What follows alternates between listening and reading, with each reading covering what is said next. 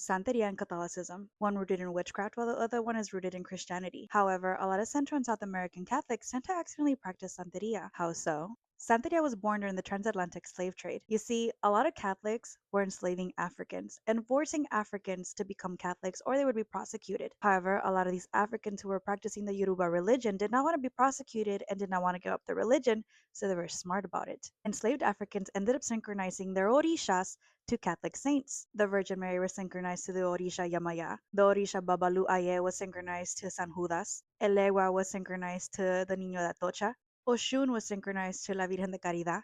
Shango was synchronized to La Virgen de Santa Barbara, and it continues. And during the transatlantic slave trade, a lot of Africans were brought to Central and South America, bringing with them their traditions. And now, a lot of people don't know this, but a lot of Africans married indigenous people of Central and South America. And with that came blending of traditions. So you had indigenous spiritual practices, African orishas, and Catholic rituals all being overlapped. And with time, a lot of these people practicing Catholicism do not know that their altars and rituals for saints are rooted in the Yoruba religion. They were just taught to bring offerings to these saints to get what they wanted in return. But in the Catholic faith, you're not supposed to worship or do offerings to saints. You're supposed to ask them to pray with you. You know, like Santa María, Madre de Dios, ruega por nosotros los pecadores. The prayer to the Virgin clearly says, beg with us, because in the Catholic faith, along with any other Christian faith, you don't worship anybody else but God. And this is only in Central and South America. So a lot of Catholics outside of this area tend to look down on Central and South American Catholics and call them extreme Catholics because of their rituals and offerings. That's all rooted in Santeria.